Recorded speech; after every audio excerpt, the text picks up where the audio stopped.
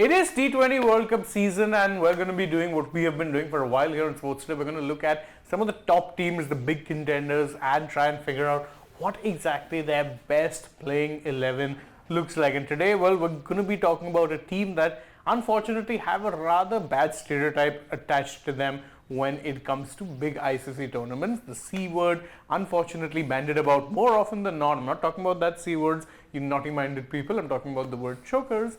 And yes, we are talking about South Africa, the Proteas, a team that always looked great on paper, but somehow find new ways of managing to not win a tournament every single time. If not for the C word, then forever underachievers maybe is another word that comes to my mind when you talk about any South African team across formats. T20 format, they gave us something new last time around that the World Cup was played with them hampering their own progress in a way nobody thought could be done. And guess what? They're up against one of the teams that did give them or did land that final blow to them the last time around as well. Netherlands are in the same group this time too. So, of course, talking about South Africa making their playing 11 is again going to be interesting because this is a side which soon enough we'll be looking at a transition as well. You look forward to bidding farewell to Quinton de Kock as well, as reports suggest. He's already taken retirement from I think Test and one days. From one days and test and yeah, this is the only format that he plies his trade in. But interesting to see how they can really, if they can really change things from where they were 2 years back. Yeah, absolutely. And I think if we look at their overall record in the history of the T20 World Cups, obviously they haven't won the title, but their overall performance hasn't really been up to the mark. Even in 2007 edition, they were the hosts and they failed to qualify for the semis. That India beat them in a crunch game. Then 2009. No, let's correct yourself. India didn't just beat them. They could have lost by a certain margin and still qualified. They couldn't even make the modified loss margin. Yeah. It was basically like what CSK RCB was this year. Yeah, they just needed to get to that margin and they would have won. They had to, I think, get to around 126 in 20 overs. And they got all out for 120 or something. Yes. So it was a bad year.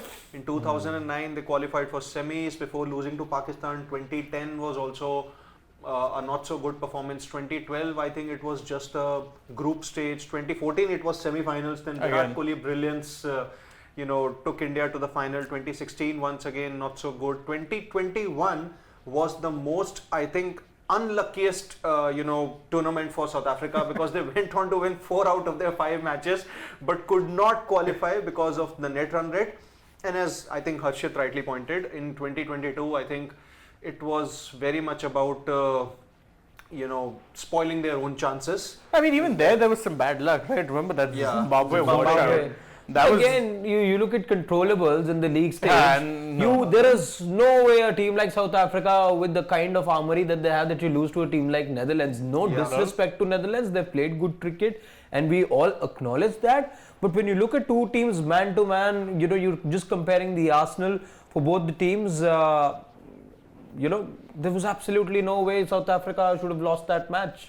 Even the 2023 One-Day World Cup match also, which Netherlands defeated South Africa in Dharamshala. Oh yeah. Yes. So I think overall it has been the case of them being perennial underachievers, if I have to put it that way. Yeah. But this time around, I think their team looks promising. But that's the case every time. When is it that you can't say about South Africa that they don't have a good team? They do go into this World Cup as well, still having a very good team. In fact, speaking of the team, let's quickly just run you through the 15 that they've named and then we'll get to the main task, which is of those 15, picking the 11. Aiden Markram, the captain of the side. There's Bartman as well. I think the first major tournament for him after he shined in the SA20. Yes, he took 18 wickets, one of the leading wicket takers in that tournament. That's right. Then there's Gerald Coetzee, Quinton de Kock. Then Fortune also was there in one of the IPL franchises. Rajasthan was he in? Last year, I don't think this year. This not year, this time around. Yeah. Not this time around, but he has been there previously, right? Previously. Then of course there's Riza Hendricks, someone who's again well known. Marco Jansen, Heinrich Klaassen, again 2 guys who've shown for SRH. Keshav Maharaj, someone who barely has gotten a chance even this time around for RR. There's of course David Miller, Heinrich Nokia, Kagiso Rabada, there's Ryan Rickelton, Tabrez, Shamsi, and of course Tristan Stubbs. Rickelton again comes at the back of a good SA20. Correct. And he's played a few test matches for South Africa. Haven't everyone at this point? This is South Africa we're talking about. Good one. He's basically, for all those who didn't get it, he's referring to the 2 test series between South Africa and New Zealand Oh, that man, took place in something February else. this year, wherein South Africa had to send their B team because the first choice players were taking part in the SAT20. Just give the top points, WTC points. Who needs those WTC They points? You don't keep them. really prioritize it much Yes. anyway when it comes to Test cricket. It's pretty telling that if you're looking at Test cricket in South Africa, their jersey doesn't have a sponsor. Yeah. So it really does precious little even in terms of viewership and interest. There's nothing. Everything is T20 driven, which is why I think SA20 has actually been such a raging success. Yeah. Okay. Alright, Let's just cut to the chase, and I think let's just get to the likely 11 for South Africa, which is going to be in the T20 World Cup. yeah, and see, again, one thing which stands out, again, it's a very strong looking team, but they have another problem that India tend to have. There's a severe lack of all-rounders. Really? Yeah. There's a severe lack of all-rounders. It's all specialists. Really, the only all-rounder in that team may not even be guaranteed a slot, and that's Marco Jansen. Marco Jansen. And I think Aiden Markram can somewhat be called an all-rounder, but Sure, he goes but very he's early. he's more of a batter. Batter who can bowl. Yeah, batter who can give you a couple of overs. At most. See, he does have the tendency. He can start with a new ball also. That's the kind of reliance that they've had on him. Yeah. But 4 overs every time from him, I Not a have my chance. doubts. Not a chance. I have my doubts. So even as the captain, I don't know if he's looking at himself as a bowler who can bowl 4 overs game in, game out. Not a But chance. the kind of pitches that we have witnessed so far in the T20 World Cup, who knows? He could be bowling those 4 overs. If not 4, he'll definitely bowl every game. Yeah. And actually, it wouldn't surprise me. We always talk about when it comes to South Africa, is it going to be Shamsi or is it going to be Maharaj? Maharaj. You may very well end up playing both. I certainly would. India are looking at playing 2 left-arm spinners also, but the thing is, when you compare that duo with this one, you get much more batting with them and negligible when it comes to these No, of two. course, you don't get With much batting Keshav, with yes, these two. you don't. Yeah, but take he's a nothing away. hang-around kind of Yeah, batter in he can give you T20s. 10 odd run, 15 runs maybe, but expecting a lot more than that in this format, then you're expecting. See, that's the too thing. much. Their bowling, again, they very much do remind me of India after Hardik Pandya's injury in 2023. Yeah, Marco You are- Jansen is actually a very crucial candidate in this 15. Because Yeah. if he gets injured, then I think their balance is gone. It's There is no actually balance. gone. Yeah, See, there is it- no balance. Right now, where India stand, if Hardik, and God forbid that happens, please. but if he does tend to get injured, then who do you look forward to? Shivam Dube. Because he's the only guy who, as far as skill set is concerned, comes close to him. In this side, can you name anyone? No one. You really cannot. And even for India, if Hardik goes down, again you are going to be bringing in 2 players. You just know it. You just know it. You're bringing in 2 players. Then one of your traveling reserves will have to come in. Yes, Yeah, yes. yeah. You'll have to bring in one of your transfers. Okay. Anyhow, that's the we're talking about the India side. Back to South Africa. Let's start easy. I think it's fair to say we can name their 2 openers. We rather I was just thinking, let's go bottom to top because it's far easier to ascertain their that's the team thing. at the back end than at the top. Okay, so can do De Kock and I think Reza Hendricks. Hendricks, Reza I think Hendricks. unless there's an injury and a certain Ryan Rickelton comes in. For all you know, Rickelton might play 3. You don't know. Rickelton 3. Possible. They might. Possible. Why Because not? they. But he opened with Rassi in SA20. Correct. I know. Yeah. So Hendricks is definitely there at 3. Although they may not need a Rickelton because they do have a lot of firepower in that middle order. And if you you go. can just mark De Kock as the wicket keeper as well. Yeah, because he would be the Yes. keeper. Yeah. That's legitimately, if he's playing, he has to be the keeper. Then 3, I think. For me, Aiden it's Markram. Yeah. Markram. 3 Markram, 4 Klassen, I think that goes No, without 4 saying. will be David what's his Miller. name? Yes, David Miller. So Yeah. 3, 4 I think could be changing. See, Markram, then Miller. Yeah, depending on who gets Who out, goes- left exactly. and right. You- Any which you way can they look have at a left-right combination. left, to right, begin exactly. with. So- So Miller at 4, that's easy. Who knows, there could be a Hendrik Klassing being promoted to number 3. Yeah, It could in happen. certain occasions, if it's, say, for instance, they get up to 100 start, and then you could send Klassen at 3, Yeah, why not? absolutely. Yeah, Then yeah. Klassen at 5, and Yeah. I think even 6 is pretty easy. Tristan Tristan Stubbs. Stubbs, yeah. Tristan Stubbs, by the way, he really is. I'm really excited about Tristan Stubbs this IPL because of the kind of season that he had with the Delhi Capitals.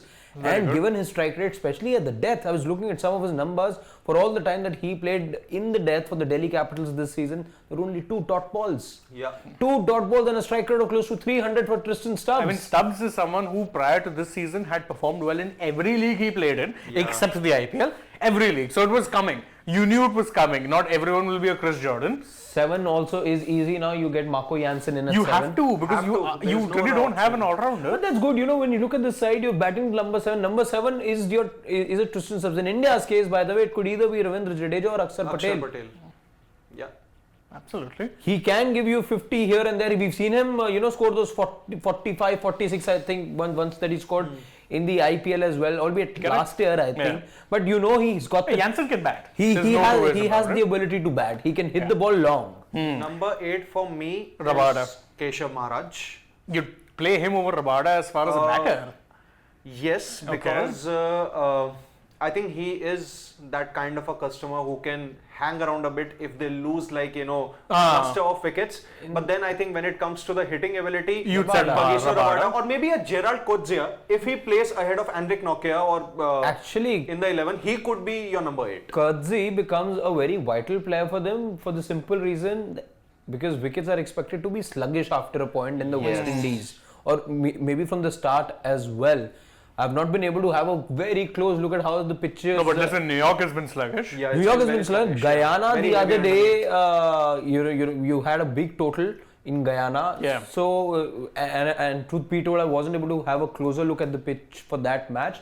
But the general expectation is that pitches will slow down in the West Indies, which is why you see South Africa have 2 outright spinners plus the option of a Aiden Markram. India have gone ahead and named an extra spinner because as Rohit said that you will need an extra spinner in these conditions. So Maharaj Coetzee then with the ability to take the pace off the ball becomes a very good asset. So maybe Coetzee at 8. Yeah, fair. Even I then agree. Coetzee at 8. So you can put Gerald Coetzee at 8. Yeah, because Then Coetzee number 9, I think Kagiso Rabada selects himself. He does, absolutely.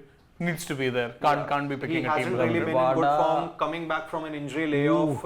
So I think he's still, the leader of the pack. And given the kind of season that Henrik Nokia had, he can nowhere be the leader of the pack. No way. He's also, I think, coming back after a big injury layoff. Didn't really do well for Delhi Capitals. So Punjab Kings, you mean? I'm talking about Henrik. Henrik was terrible. Let's not even go there. Rabada did play a few games. Troubles at the death. Now that could really make or break this tournament for South Africa. If Henrik Nokia, the death bowler, doesn't rise to the occasion. Yes. And if they do trust him to be bowling at the death, then might I just recall over here and remind everyone that his numbers in the death for Delhi Capitals was something like 20, 25, 20, 20, 32. Yeah, but that's the thing. I mean, if you're looking at combinations now, are you playing 2 spinners or are you going to play 1 spinner and a Nokia? And then expect Markram to be your second spinner? Yes. I think it depends. You know what? It can actually be Coetzee / Shamsi maybe, depending on the conditions, and then obviously the order changes. Rabada from 9 goes to 8, and then if it's Shamsi, let's say Shamsi comes into bat even after a Maharaj for that matter. So that could be the thing. So you can put. So then you're putting in Nokia anyway. Nokia, I think you have to have two outright pacers for sure. So you need Nokia there. Your third pace bowling option becomes the Marco Jansen. Here's an interesting point. I was actually surprised to see Henrik Nokia in the squad because I personally felt a certain Nandre Berger should have been a part of this squad. Yeah, he's a reserve, isn't he? He's a reserve. Nandre Berger is a travelling I was reserve. saying that he should have been a part of the 15 primarily because of I think 2 things. One, that he did impress in that debut against India, not just in like one format but even in the ODIs also. And secondly, I think he had a relatively good IPL for Rajasthan Royals in the limited games that he played. So he showed promise, and I think on the basis of the cricket that Berger has played, in comparison to Nokia, I think he could have been a good option. No, I think so too, because again, he gave you a left arm pacer also. I mean, Jansen is good, but we know with Jansen he's one dimensional. He gets you swing, that's fine.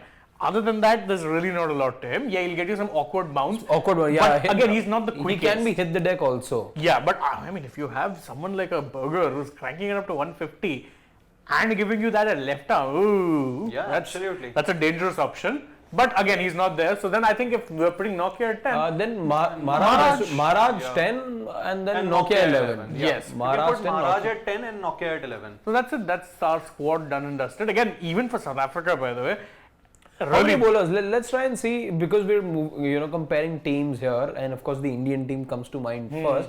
Let's count the number of bowling options that are there, because when you formulate the India 11, the one thing where everyone's struggling is, can you always afford to have a sixth bowler? Yeah. Because somewhere the time that you do that, one of the batters is batting out of position, and that anyway is going to happen, but that happens even more if you have a sixth bowling option. Now, Nokia, Maharaj, Rabada, Kutsi, Jansen, and then Aiden Markram Markram. becomes a sixth. Sixth It's option. actually good.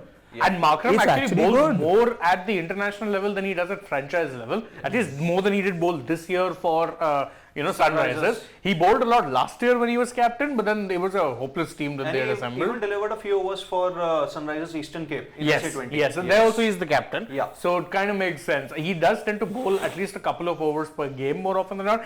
On occasion, I've seen him even take the ball in the power play.